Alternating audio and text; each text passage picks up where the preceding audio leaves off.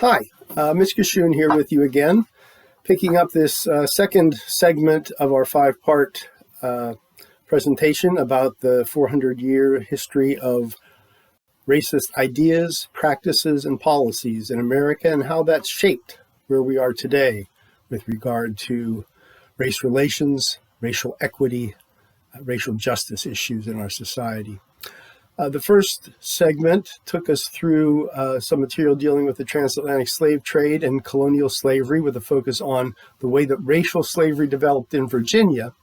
Now here we're going to be moving forward into the era of the American Revolution and the decades following that to see how the independence of the nation affected the racial ideas and practices and policies and the laws of the land as pertains to the place in the nation that different groups of people held. You'll recall that at the end of the last segment, I provided a very sketchy overview of some of the demographics of colonial America and Revolutionary era America, and I emphasized the dramatic growth of the African and African-American population compared to other parts of society. By the time of the Revolution, the English made up a little less than half of the overall population of the colonies, and African Americans made up about 21%. So African and African descended peoples represented 1 out of every 5 Americans at the time of the Revolution. The vast majority of those people were unfree and in the status of slavery. Now, as we get to the Revolution, this new nation is, in a very real sense, inventing itself and inventing a new way of governing itself. And in doing so, they begin to construct a story. And that's the focus of this first part of this segment, is to look at the kind of story this new nation of revolutionaries was inventing about itself. There's many ways to tell stories about the past, and some stories are purposefully dishonest and misleading. But even good historical studies, good, honest historical studies, relying on the analysis of primary sources without a real axe to grind or an agenda to push, not intending to mislead or represent the past in any way, these good historical studies can tell multiple and even conflicting true stories about the same past events. Because there's so much of the past, the perspective that you take, the kinds of questions that you ask, can really, and the sources you look at to answer your questions can really influence the kind of story that emerges. And national histories are a great example of this. Every nation needs a story, something that tells the members of that nation, as well as others, who they are as a people. This is true for the American nation, and it's also true for the African Americans living within that nation. The story that's deeply ingrained in Americans' collective memory about the United States is, and tell me if this sounds familiar, one of freedom-loving people coming from England, seeking religious liberty. They prospered and grew and extended their quest for freedom by throwing off the chains of British rule to establish a nation based on the ideals of individualism, equality, and upward mobility, where a person's status in society is based solely on their own abilities and efforts, not by birth into an aristocracy. It is a unique nation, an exceptional nation in this particular construction, a nation whose prosperity and influence continued to grow, attracting immigrants from all across the globe who wanted to participate in the American dream. The American nation has become a great world power and a melting pot where all who share in its ideals and abide by its rules are welcome to come and share in that dream.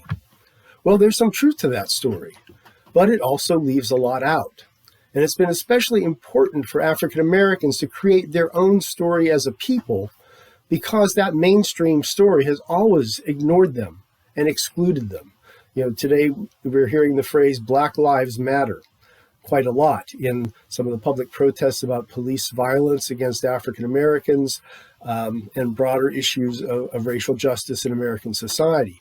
Well, one reason that phrase really resonates is because for so much of the nation's history, Black lives did not matter.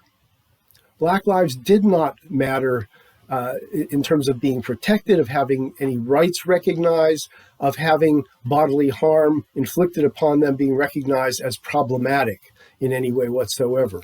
And that's really been true. It's certainly obviously true during the years of slavery, as we could see by the way that colonial laws were structured in Virginia. And that really is something that carries through. And I think that'll be clear as we go through more of this material, that the idea of Black Lives Mattering is a really crucial concept to grasp. And I think this history should help to understand why that phrase continues to resonate. So understanding how African Americans over the past 2 centuries have developed their own stories of who they are and where they fit into the larger American story is one of the central questions that interests me as a historian. It's a theme that runs through most of my published books and articles. So as you watch the next clip, think about how the stories we learn about the past get constructed and whose interests those stories are designed to benefit. Whose stories get left out or distorted to leave different groups at a disadvantage as they try to claim their place as a part of the American nation. And think about how the stories they're deeply ingrained in what I'm calling our collective memory, our sort of common shared understanding of the past. And I think that sort of overview of the American dream is kind of represents fairly well what we're all taught as we grow up in this society about our opportunities and the ideals that we're supposed to uphold. And I want you to think critically about that and think about how accurately that really reflects the experiences of all Americans, or to what extent it is a narrative that sort of privileges some over others. Okay, I'll leave it at that. And I'm going to play this next excerpt of about 12 or 13 minutes that talks about the construction of a story of race. You can see the questions on the left side of this slide, some of the ideas about what does that mean to create a story of race. I think you're getting the idea. We'll visit again after the clip is over so that we can have a review of this material and move on from there.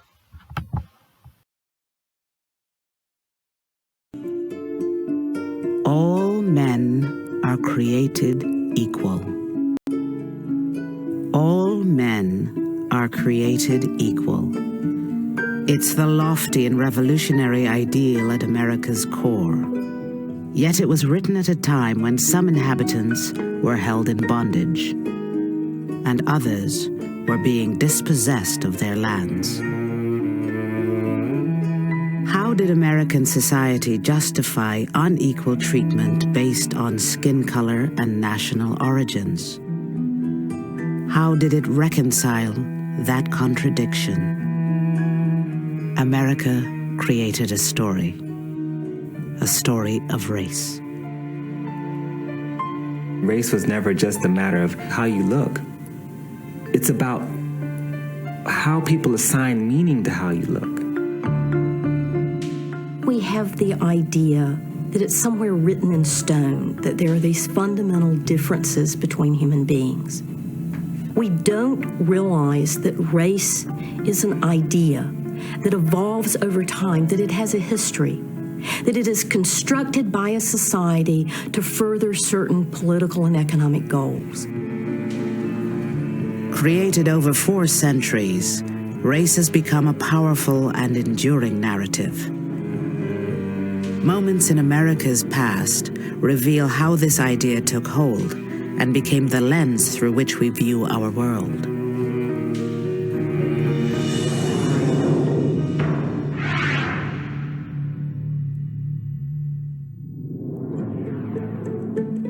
Thomas Jefferson, a Virginia slaveholder, penned the revolutionary words proclaiming human equality in the Declaration of Independence. He also wrote a lesser-known, influential document, Notes on the State of Virginia. Written in response to questions from France about the American colonies, the book reads as a kind of sales pitch for America. Notes on the State of Virginia was not about race, but among Jefferson's descriptions of rivers and seaports, mountains and climate, he expressed his views on the inhabitants of the new land, people from America, Europe, and Africa. I advance it as a suspicion only that the blacks, whether originally a distinct race or made distinct by time and circumstances, are inferior to the whites in the endowments both of body and mind. It is possible to make the argument that Thomas Jefferson is the first person to truly articulate a theory of race in the United States, and in effect he has to do so. He has said in the Declaration of Independence that we are all created equal. Well, if in fact we're all created equal, and if in fact we're entitled to our liberty, then how can he possibly own 175 slaves and going up to about 225 slaves at the peak of his slaveholding?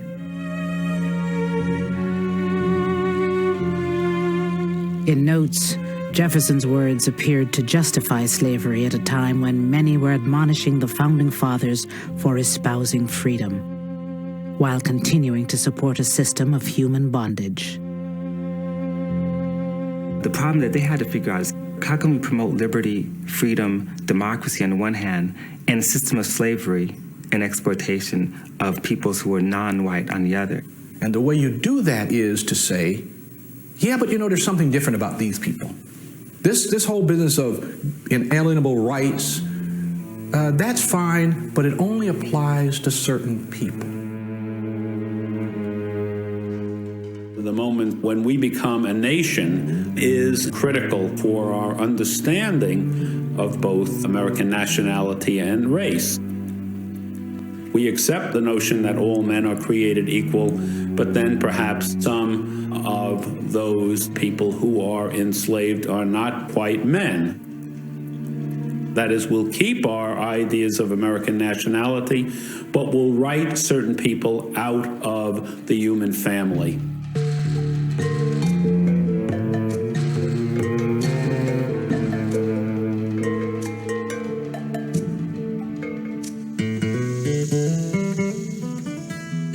The suspicions of black racial inferiority raised by Jefferson had evolved over time, shaped in part by an intense need for labor in the American colonies.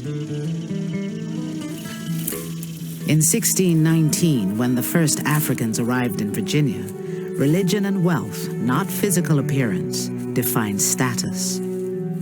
Blackness and whiteness were not yet clear categories of identity.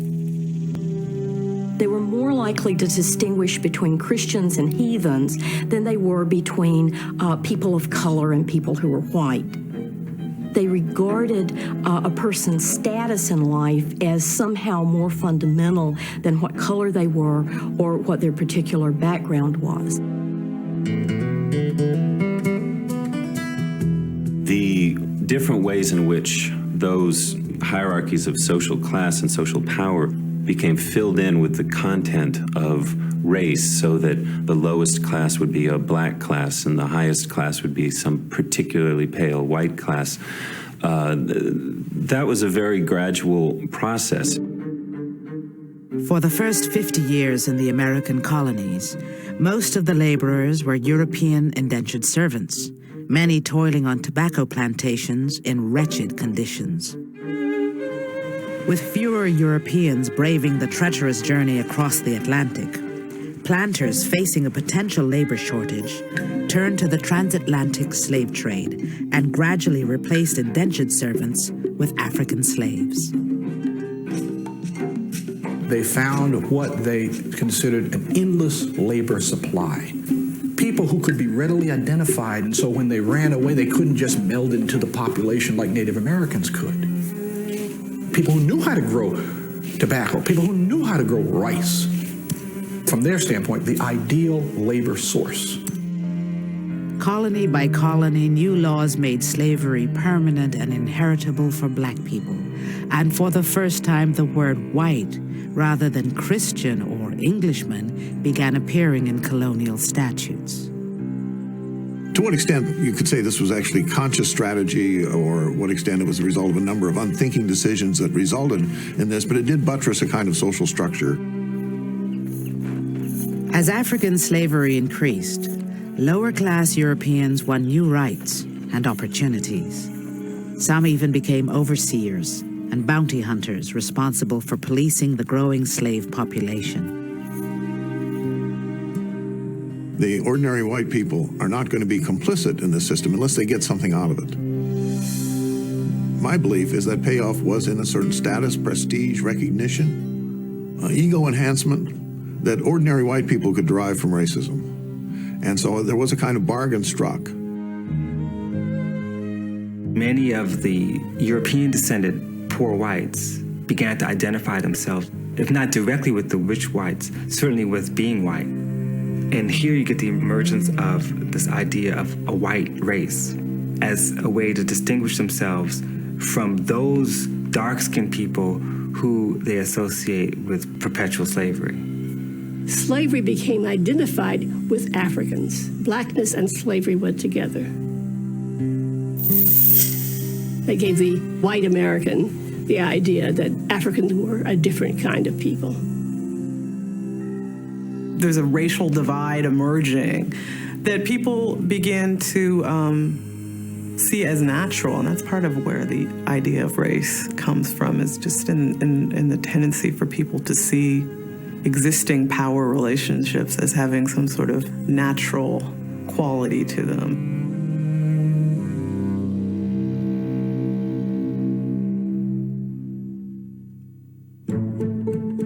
By the time Jefferson sat down to write Notes on the State of Virginia in 1781, a plantation economy dependent on slavery was deeply entrenched.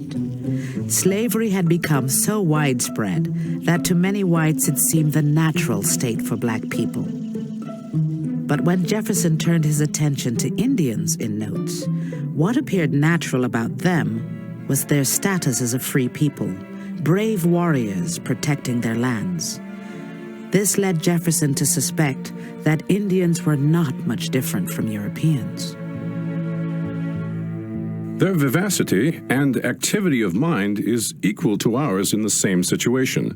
We shall probably find that they are formed in mind, as well as in body, on the same module with the Homo sapiens europaeus. The United States decided that the cheapest, easiest way to avoid an Indian war along its entire frontier and also to acquire Indian land was to, quote, civilize the Indians. Civilization included Christian religion, it included an English education, and commercial agriculture. If you can convert Indians from hunters into farmers, if you could confine them to a small acreage, then you would have all this surplus land which could be open to white settlement. The civilization policy was actually designed to assimilate us into America. It was ultimately to make us farmers, to live like the colonists lived.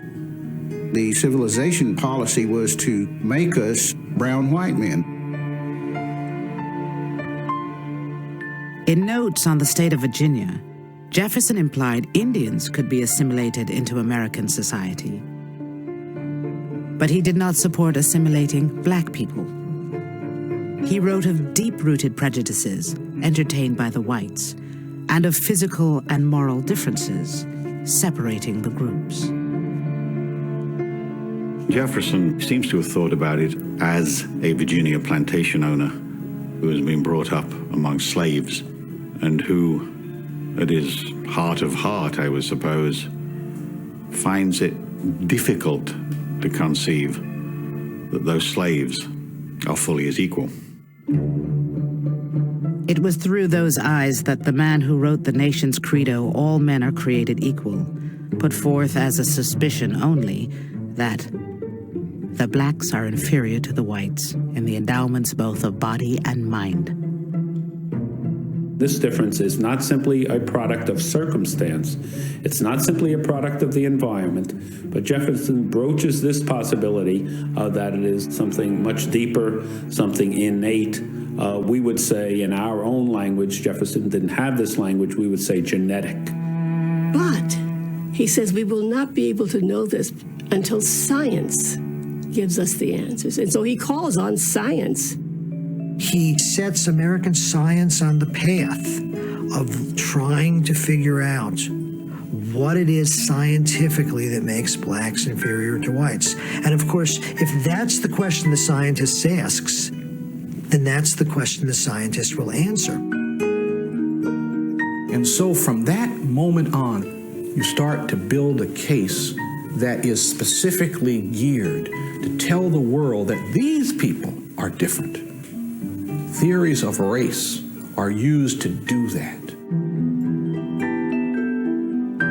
In the next century, as the nation expanded, so would ideas about human difference.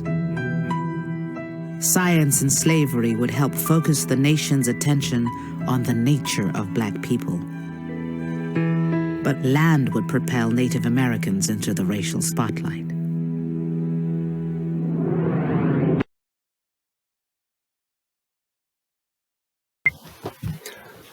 Okay, the excerpt that we just watched, I didn't mention when I was introducing it, is from a three-part documentary series called Race, the Power of an Illusion. It's a 3-hour piece that deals with the science around race, the unscientific basis of our ideas about race, and so on. And we'll visit parts of this later on in the presentation. This one focusing on the story of race, and it ties in with what I had talked about earlier about the need for stories, and especially the need for a nation to tell stories. Here, as the ideas of Thomas Jefferson and other Americans about equality, about individualism, about rights, come into conflict with the practice of racial slavery, the nation needed to find a way to rationalize here in this land of the free why these people didn't deserve to be free. And they focused on constructing a racial ideology, a story of race that placed African and African-descended people outside the bounds of humanity to a certain degree.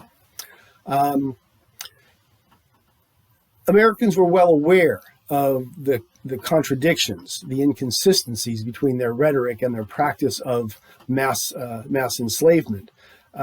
Many of the northern colonies that did not rely heavily on slave labor as the basis of their economy gradually outlawed the institution. Some did it right away. The state of Vermont, which had very, very few black people free or enslaved, abolished slavery with its state constitution in 1777. Other states like Pennsylvania, New York, New Jersey, Connecticut passed gradual emancipation laws without getting into the details that basically were designed to phase slavery out over the course of 1 or 2 or 3 generations. So by the 1820s and 30s, really, slavery was effectively abolished in all of the states from Pennsylvania on north. But it continued to thrive in the southern states, largely because of the explosion of the cotton economy. You had coming together in the late 1700s and early 1800s a kind of perfect storm that sort of assured the continued enslavement of Black Americans in the American South. And it has to do with the Cotton Kingdom. One of the big parts of the Industrial Revolution that was really accelerating fastest in England was the textile industry, where power tools were used to replace hand labor on looms and weaving machines and spinning machines and so on, so they could produce cloth, and we'll focus particularly on cotton cloth, much faster, much higher volume than before. And then you get into ready-made clothing and things like that, where these new scientific advances and technological advances are used to drive the economy and drive the production of consumer goods. Well, if you're producing cloth that much faster, you need that much more raw material. And it was hard to get enough cotton to feed those textile mills until the 1790s, when a guy named Eli Whitney patents this machine called a cotton gin. Cotton could be grown throughout the American South, but the kind of cotton that grew very well there was referred to as short staple cotton.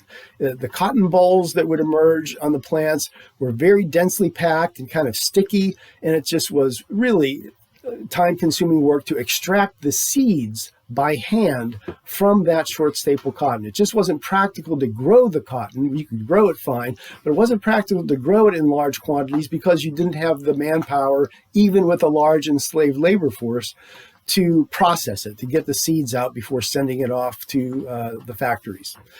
But with the invention of the cotton gin, it did the work something like 50 times faster than by hand. Now, all of a sudden, it was feasible to grow that cotton and then process it efficiently enough to send it off to market and make a profit. So after the 1790s, the Southern economy gets a big boost because cotton starts to boom. And the growth of cotton just expands so dramatically between the 1790s and the American Civil War. And you go from having something on the order of, tens of thousands of bales of cotton being produced in the 1790s to millions of bales of cotton being produced by the 1850s. And along with that, you had several 100,000 slaves in the United States in the 1790s, about 700,000 enslaved people. And by the time of the Civil War, you have roughly 4 million enslaved people. So that grows along with the cotton production. So that really entrenches slavery more deeply than ever in the American South. And the northern economies were still benefiting from that southern economic growth as well, through investments, through the development of cotton mills in New England and the mid-Atlantic states that would import southern cotton, through the production of ready-made clothing that would be sent to clothe the enslaved people on those plantations. So cotton and slavery were really central components of the American economy, North and South. So this very imperfect storm coming together makes slavery something that economically seems a valuable thing to keep for the movers and shakers in the North and the South, the people who are profiting immensely from this process. So they have to figure out a way to really justify the enslavement of this vast numbers of people in a society based on the idea that all men are created equal. And they do this through using science, through using religion, through using culture, through using the law to set these people apart, people defined as racially apart. So this is how a racial ideology emerges in order to justify and rationalize the continued enslavement of Black folks in the new United States. The next few slides, I'm going to sort of take you through some of the mechanisms that were used to instill these ideas about racial inequalities, about racial inferiority into the American mindset. And they became very deeply entrenched. So let's turn to that process and we'll move on from there.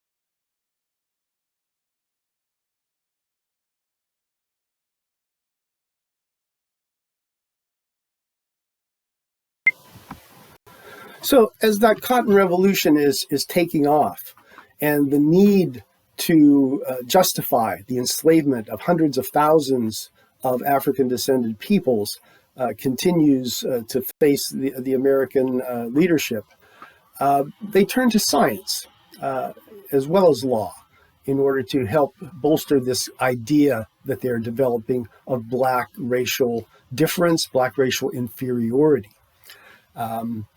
The laws that pertain to whiteness and connecting whiteness with citizenship in terms of naturalization, in terms of participation in the militia, are a big part of this, of blacks being set aside as not really a part of this nation where all men are created equal. There's something else.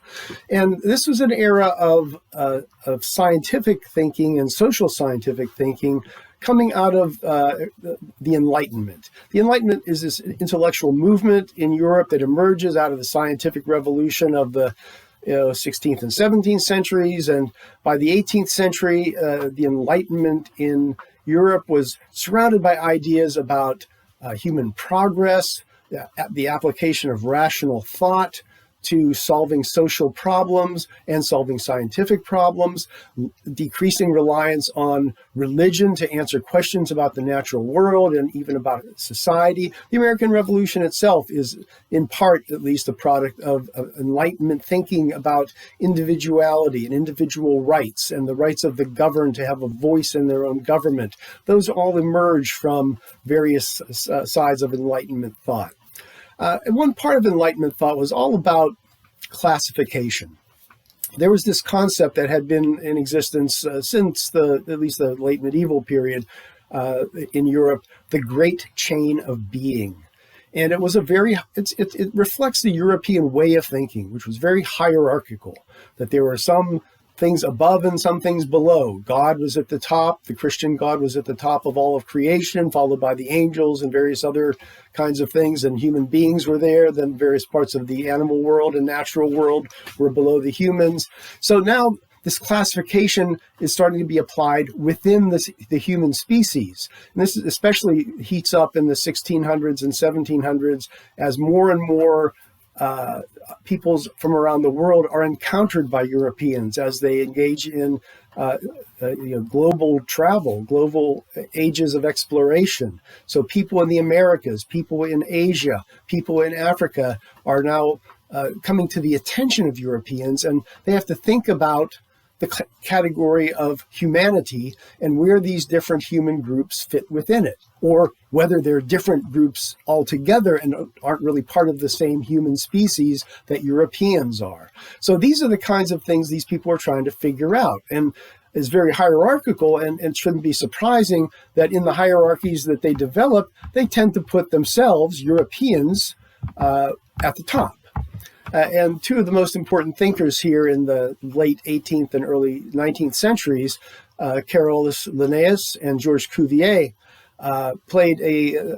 basically gave people the vocabulary that they ended up using for generations to describe these differences. So this is the real kind of solidification in science, or we might today call it pseudo-science, of trying to define different categories of people. Linnaeus gave us this four-part structure that you can see on the left here, color-coded for your convenience. You have the white, yellow, red, and black races, and they have particular characteristics. And you can see by reading these characteristics that the gentle, inventive Homo Europaeus was at the top of the heap. And gradually, as you go down, we find Africanus at the bottom, black, lazy, impassive. And this word impassive, if you look back in the Oxford English Dictionary to older meanings of the word, unsusceptible to physical feeling or pain. And this itself was used as a rationalization for enslavement, that, well, these people don't feel pain the same way that we Europeans do. So it's okay to work them harder and beat them with a whip in order to get them to work, because they don't really feel pain the same way that we do. This was the kind of quote unquote scientific justification that was implemented at the time. Cuvier, a bit later, cut this down to three categories: Caucasian, Mongol, and Negro. He's significant because he introduces this term Caucasian to describe the basically white European race, because he felt that these folks descended from the Caucasus region in Eastern Europe. And again, they're the most beautiful, superior to all others, genius, courage, activity. So this is yet another way in which Now, science is used to say, oh yeah, these people are different. They don't feel pain the same way we do. They're not as intellectually capable, and they are a really different category of human than the Europeans are. So enslavement of them is somewhat less problematic. And this is very useful for the enslavers and for the people who are profiting immensely from racial slavery. And there are other mechanisms that were used as well. Science helps, and as we'll get to the next slide, you'll see that religion was also used. The Christian Bible was used to justify the enslavement of African Americans. So let's turn to that next.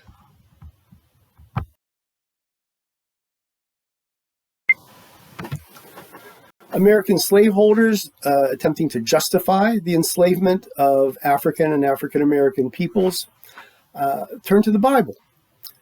And both the Old and New Testaments were used, various passages that were very carefully selected by the slaveholders to reinforce their ideas about Black inferiority. And here, so as I said, the Enlightenment was sort of displacing religion as a source of knowledge and information and as a way of looking at the world.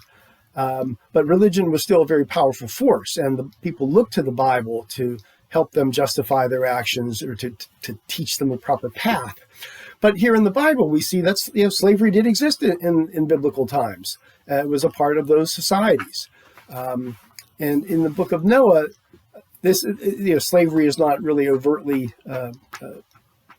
invoked here, but there is this famous story of the curse of Ham, which actually was applied to the Ham's son Canaan. Without going through the details of this story, basically Ham was one of three brothers: Ham, Japheth, and Shem. And Ham viewed his father in a drunken state, and I'm not sure why this was a problem for Ham. It seemed more of a problem for Noah.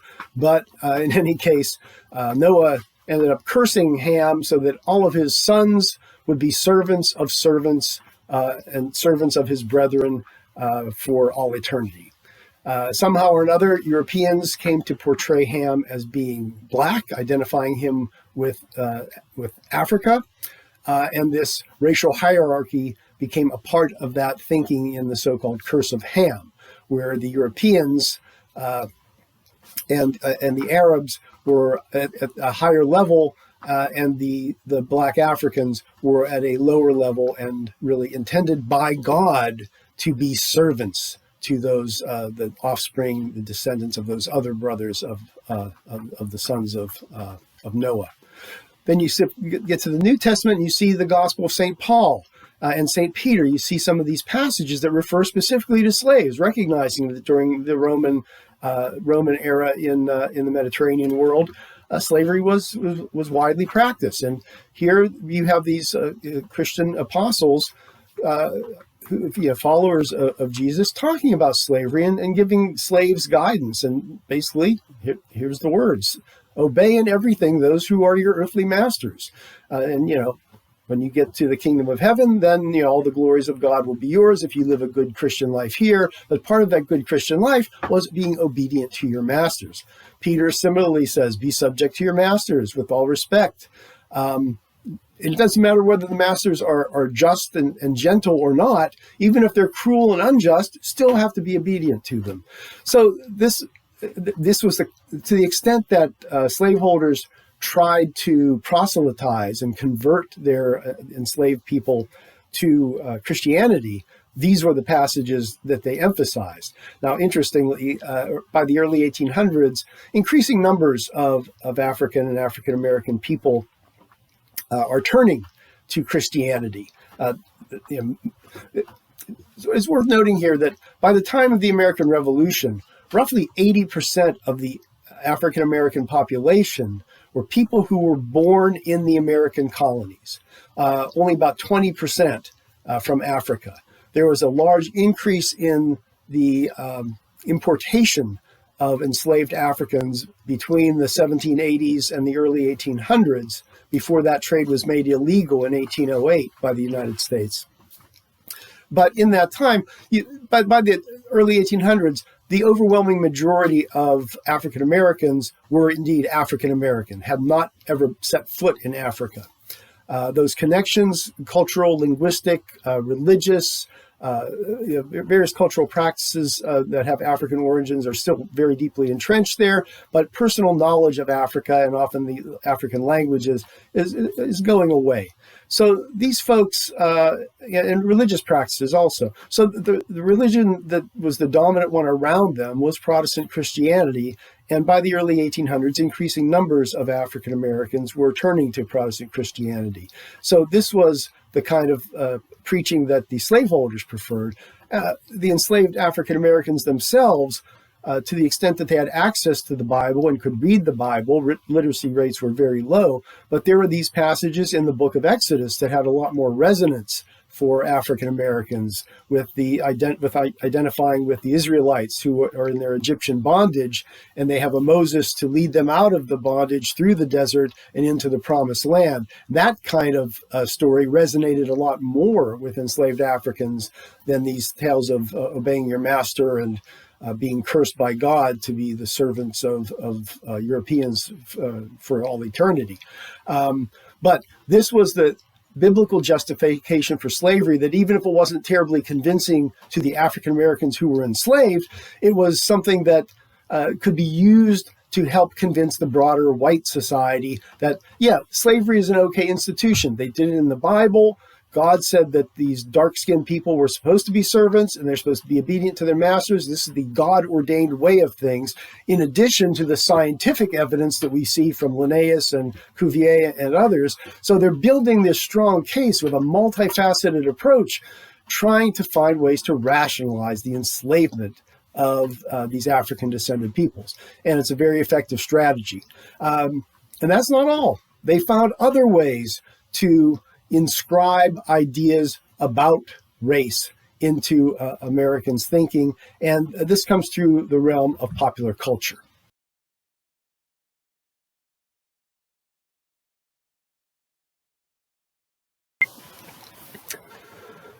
Politics, law, science, religion, and now popular culture, all used in different ways to deliver the same kind of message, to feed that same kind of storyline about the inferiority of Africans.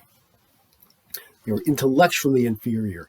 They were physically inferior. They were morally inferior. They were lazy and untrustworthy. These are the kinds of caricatures of African Americans that were beginning to really develop strongly in the early national period in the United States, largely to justify their enslavement and to emphasize their supposed inability to live as free and independent people, conveniently ignoring the fact that free and independent African societies had existed for thousands of years before the Europeans arrived, and had, by the time of the European arrival, had very sophisticated technologies and political systems and military development and economic systems. Some of the wealthiest empires on earth were in West Africa during the sort of late medieval period. So these people were living, very, very nice independent lives on their own, without any help from the Europeans. Thank you very much. But that didn't fit into the narrative that these American slaveholders and their supporters were trying to construct. So in the realm of popular culture, and think about how much information you get from popular culture today, given the dramatic differences between what was available in the early 1800s and what we have available today. But you get so much information from popular culture, and sometimes it's hard to judge the trustworthiness or the credibility of the information you're getting. But they have a big influence in shaping the way we see our world, shaping the way we see different people, and particularly in terms of thinking about how African Americans have been portrayed in popular culture. We can see that for generation after generation after generation after generation, Americans are bombarded with these denigrating, insulting, demeaning images of African Americans that supposedly illustrate their inferiority.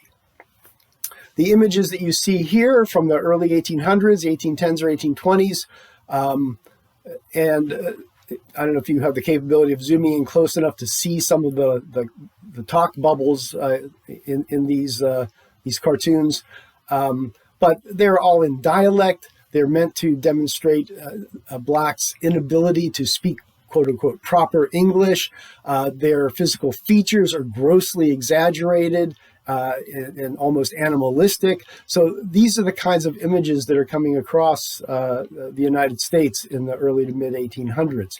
The next video that we're going to see on the next slide is a video. It goes back to the late 1980s, and it's called Ethnic Notions. It was produced by an African-American filmmaker named Marlon Riggs.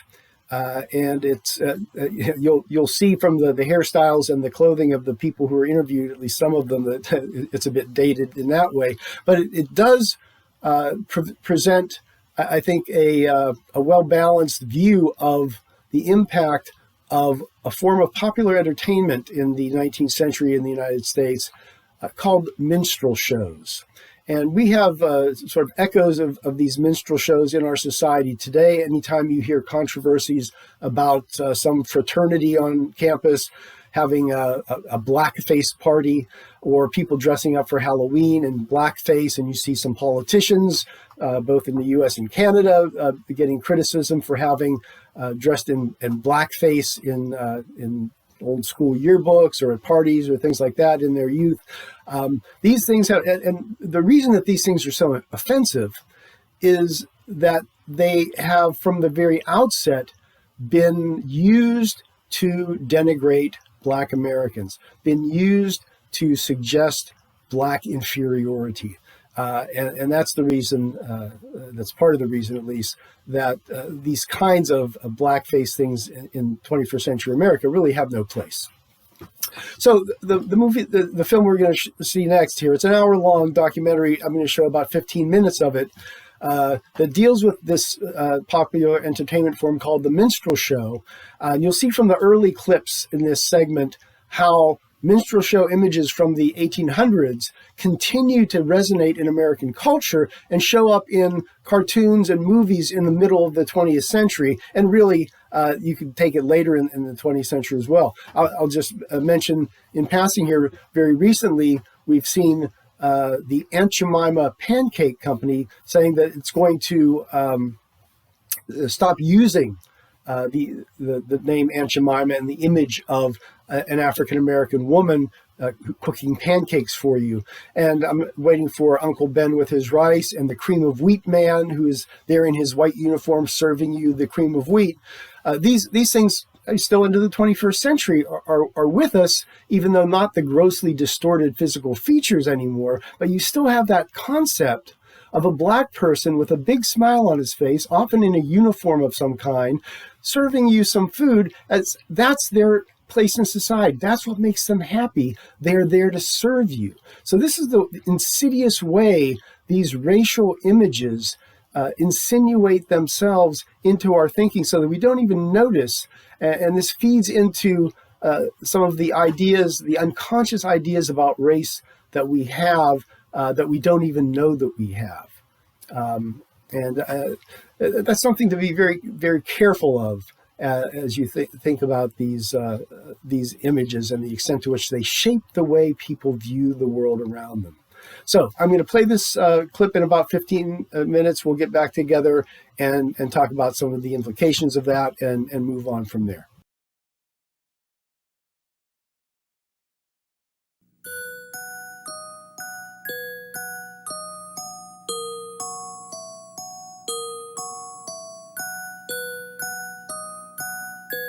A is for Auntie, the oldest of all. She rocks all us children to sleep in her shawl. D is for Daniel, who tends to the door. He took care of Massa way back for the war. F is for Felix, who won't do no work. He's lazy and shiftless and ready to shirk. Z is for Zonia, chunky and small. But here come the missus, so I guess it's them all.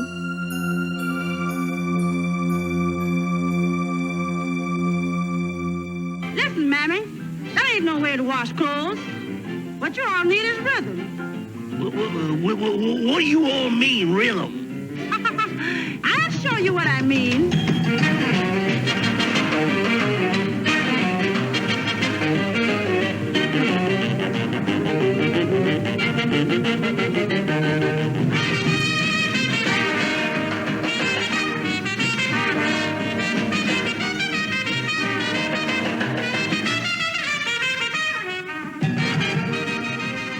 The mammy, the pickaninny, the coon, the sambo, the uncle.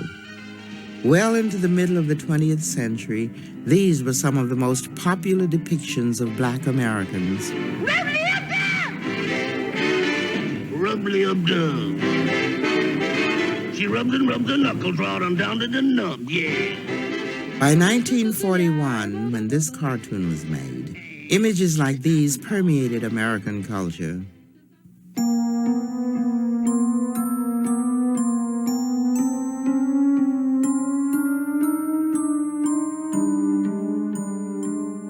These were the images that decorated our homes, that served and amused and made us laugh.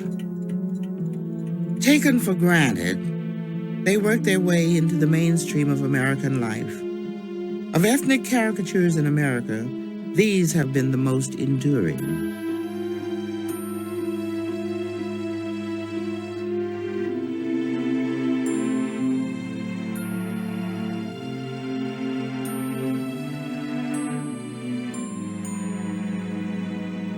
Today, there's little doubt that these images shape the most gut-level feelings about race.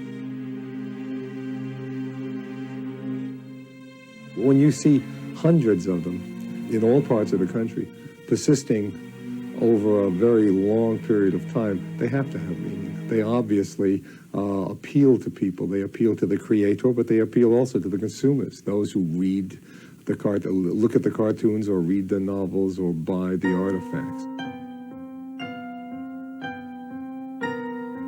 It's not just that it's in the figurines and in the, the coffee pots and so on. It is that we are seen that way, perceived that way, even in terms of public policy. And that our lives are lived under that shadow. And sometimes we then even become to believe it ourselves. Blacks don't really look like that. So why is it so appealing to people to think they look like that and to pretend they look like that and to like to look at icons that look like that? You look at them often enough, and black people begin to look like that, even though they don't.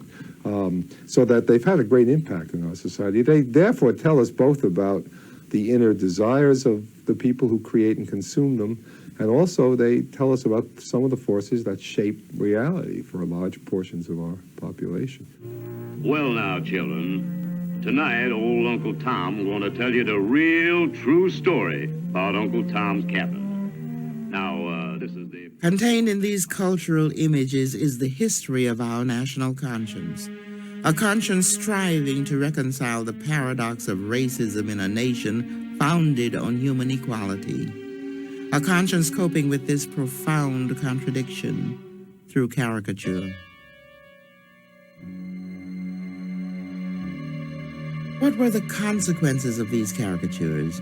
How did they mold and mirror the reality of racial tensions in America for more than 100 years? I got a hat on my head, shoes on my feet, so what need I care? For I'm the luckiest coon in this town.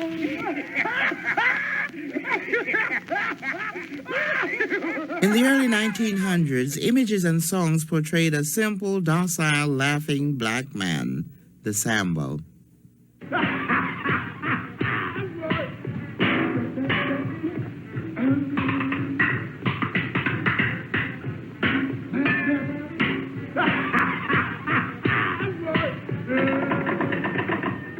This image became one of the classic portrayals of black men in film. Carefree and irresponsible, The Sambo was quick to avoid work while reveling in the easy pleasures of food, dance, and song. His life was one of childlike contentment. Doggone cat, that boy go to town, isn't it? I'm away from that grown box. Well, can I help it because I got an ear for music? Yeah, that only this got is a ear for music and a mouth for folk shout. You better get a desire for work. The Happy Sambo began his stage life in the late 1820s when a man named T.D. Rice brought a new sensation to American theater. Rice was known as an Ethiopian delineator, a white comedian who performed in blackface. The name of his routine would later become the symbol of segregation in the South. The Jim Crow was a dance that started on the plantations as a result of dancing being outlawed in 1690. Dancing was said to be crossing your feet by the church. And so the slaves created a way of shuffling and sliding to safely glide around the laws without crossing their feet. The slaves had a saying for their cunning in skirting the law. Wheel about and turn about and jump just so. Every time I wheel about, I jump Jim Crow. According to legend, T.D. Rice saw a crippled black man dancing an exaggerated Jim Crow dance. Rice took the man's tattered clothes and that night imitated him on stage. It was an instant success, and America loved it. And a bevy of imitators came about. Literally hundreds of men tore up their clothes, discarded their perfect dialects of the black man, and began to do this exaggerated character dance, which became known as the Jim Crow character.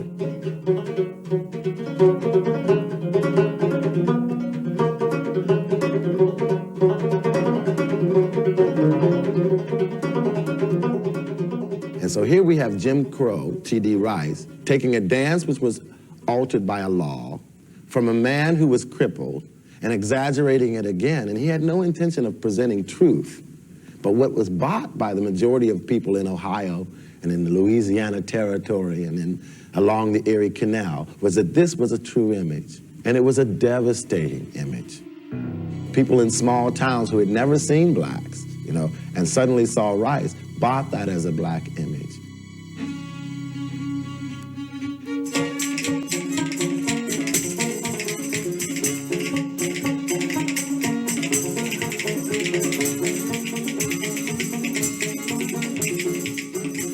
In 1843, a group of blackface performers joined together to form a single troupe. Instead of delineators, they called themselves minstrels. The minstrel show captivated broad audiences, mostly in the North, and emerged as America's first form of national popular entertainment. Like movies today, successful minstrels played to the tastes and values of their audiences. Jim Crow, reflecting popular demand, evolved into the singing, dancing Sambo. This light-hearted figure became one of the most potent forces in the politics of slavery. The minstrelry era really took off at the same time that the abolitionist movement took off. As there were people working to end slavery, people working to eradicate slavery, there were also people increasing the exaggerated portrayals that we find in the minstrel materials. Minstrel caricatures mirrored the prevailing belief that slavery was good for the slave, since it drew upon his natural inferiority and willingness to serve. Slaves were content. The proof was offered in the image of the Happy Sambo. The old plantation was presented as a kind of paradise. Well, white Americans were being constantly bombarded with the image of happy slaves, is what it amounted to. So slavery must be a good institution if the slaves were happy and the masters were kindly. And so that whole cultural image of a benign or beneficent institution was projected constantly in the period immediately before the Civil War. So blessed with moderate work, with ample fare, with all the good the starving pauper needs, the happier slave on each plantation I am leads. quite sure they never could become a happier people than I find them here. No tribe of people have ever passed from barbarism to civilization whose progress has been more secure from harm, more genial to their character, or better adapted to their intellectual feebleness than the Negroes. Hand the banjo down to play. We'll make it ring both night and day. If we care not what the white folks say, they can't get us to run away.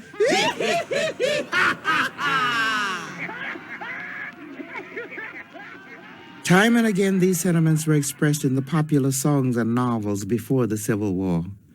For many Americans, North and South, the myth of Sambo resolved both the moral and political conflict of allowing slavery in a free society.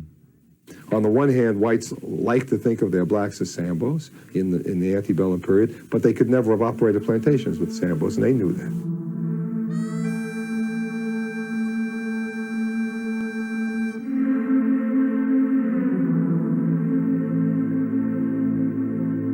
The slavery debate grew more heated as the Civil War approached. Minstrels, playing to conservative sentiment, turned their attention to free blacks in the North, and a new character appeared beside the Southern Sambo, Zip Coon. Transcendentalism is that spiritual cognizance of the psychological irrefragility connected with A dandy and a buffoon, Zip Coon's attempts to imitate whites mocked the notion of racial equality. Together, Zip Coon and Sambo provided a double-edged defense of slavery. Zip Coon, proof of blacks' ludicrous failure to adapt to freedom, and Sambo, the fantasy of happy darkies in their proper place. I got to take down the judge's clothes, got to take 'em in the house, yes, Lord, got to get out that old ironing board, fix 'em up for the judge to wear. When this film was released in 1934, the black mammy had become such a staple figure in portraits of the Old South, it was hard to imagine a Southern home without her. Praise the Lord, Mr. Oom. Is you a hand or is you ain't? Hi, Delcy. How come you here? Like the happy Sambo, the mammy emerged as a defense of slavery. Plantation novels and minstrel shows presented her as fat, pitch black, and happily obedient to her master and mistress. You stay here. Us is going to kill the high-stepness rooster in the yard and a great big bowl of milk gravy and grits. And waffles? Don't you worry now, honey. You's home now. Miss Jones home. Miss Jones home. She was always presented as docile, loyal, protective of the White House and the big house, an indication that that she understood the value of the society. She is presented almost as an antithesis of the white lady, the person who does not have the qualities of fragility and beauty which would make her valued in the society. With her hair hidden beneath a bandana, her ample weight, dark skin, and coarse manners, the mammy was stripped of sexual allure. Faithfully, she served the master's household in popular fiction and theater, but here her presence never evoked sexual tension. If the mammy were to be a sexual being, which of course in reality she was, but if she were to be that in myth and in fiction and so on, she would become a threat to the mistress of the house. She would become a threat to the entire system. Because she would then be capable of being desired by the master of the house. We know from reading the diaries and the letters of slave mistresses that this is very often the case, and created much disruption, much friction in this supposedly happy plantation system that the planners wanted to project. A brand new red bandana around Mammy's head. You couldn't miss the color, cause it's surely I'm red. Come on and shake your feet, oh honey, shake your feet. It's the Mammy Kitty. While happy in her subservience to whites, the Mammy was portrayed quite differently in relations with her own family. In your usual setup in American society, the person who controls is the male. The mammy is presented as the controller, a way of indicating, quote unquote, how inferior we are. That men are weak and women are strong. The very opposite of the way it's supposed to be, according to the societal norms. So the mammy strikes at two important concepts of gender in antebellum society.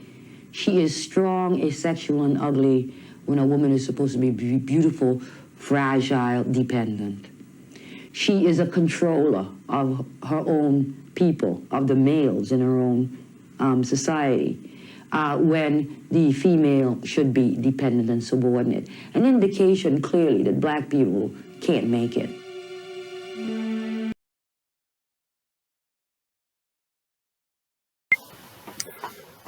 So by the time of the Civil War and by the time of emancipation, these ideas about racial inferiority, black people's supposed inferiority, are so deeply entrenched in Americans' mindset that the idea of free black people in American society, living as citizens, living in equality with white Americans, was something that not only Southern slaveholders and Southerners in general, but white Americans across the nation had a hard time envisioning.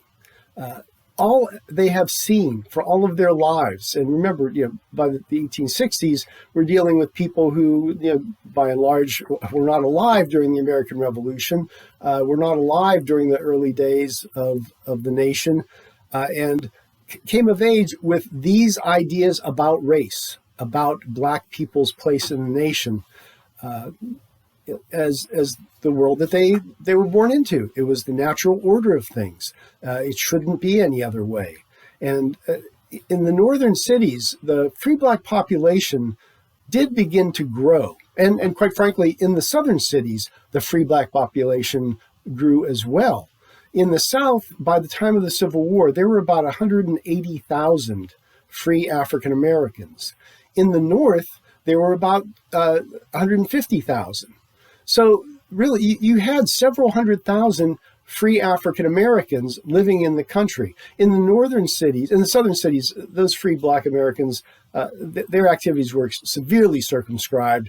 They couldn't do much in the way of clamoring for rights, clamoring for justice. They were just in the midst of a slave society. In the North, where there were still fewer opportunities for black Americans, they at least had the opportunities and the abilities to organize. They organized largely in cities. The preponderance of the black population in the North were in cities like New York and Philadelphia, Boston, Newport, Rhode Island, and then increasingly as expansion continued in places like Pittsburgh and Cincinnati. And these are all in the so-called free states, Detroit. But even in these free states, African Americans were not fully free. Some of them could vote in the early years of the American Republic. Eventually, in most states, laws were changed so that African Americans were denied the right to vote. A place like Pennsylvania took away blacks' right to vote in the 1830s, for example. And outside of those cities, white Americans didn't really have much personal contact with black Americans. Even in the cities, to a large extent, black Americans lived in their own communities. It wasn't the strict sort of ghettoization that we see in the 20th century. So whites and blacks interacted to some degree in those cities, but out in the countryside, along the Erie Canal, as they mentioned in the video, out in the Ohio Territory, into Michigan and Indiana and so on, a lot of these white folks out there did not have any personal contact with black people. So they did have contact with these minstrel shows because they traveled extensively in the North, and when they came to town, People went to them because it was the only entertainment in town. People saw whatever came in, whether it was a lecture series or a musical performance or a play or what have you. So these shows gave people their ideas about what Black people were like. And the white Americans who saw them came away with the idea that I don't want those people living around me. And this created a large degree of racial hostility, of fear of Black people who were seen as inferior, as not quite human, as people who could not live lives as free Americans could, but yet here they were as free Americans. And by the early 1870s, not only had slavery been abolished, but African Americans' full and equal citizenship rights and equal protection under the law had been established with the 14th Amendment, and African American men's voting rights established by the 15th Amendment in 1870. So here on paper, at least, these people are full and equal citizens in the American Republic in every single way. But in the minds of white Americans, very few white Americans could entertain the possibility of African Americans being full and equal participants in American society. And a large part of this comes from fear of a Black population that is free. And the growing power of slavery, as I mentioned earlier, here you can see some numbers that illustrate that. And this is the context in which we were being led up to Civil War. The Cotton Kingdom of the South is immensely powerful.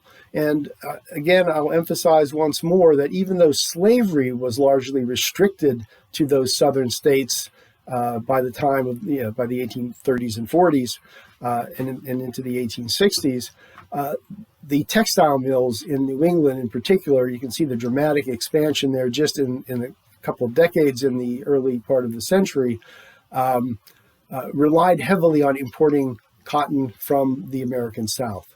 And also all the other industries, whether it's making clothing or food or shoes or whatever kinds of things were needed, chains and whips. These are all things that they were being mass manufactured and sent to the South in the slave economy down there.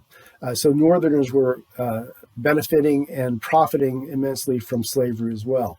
But now slavery is gone.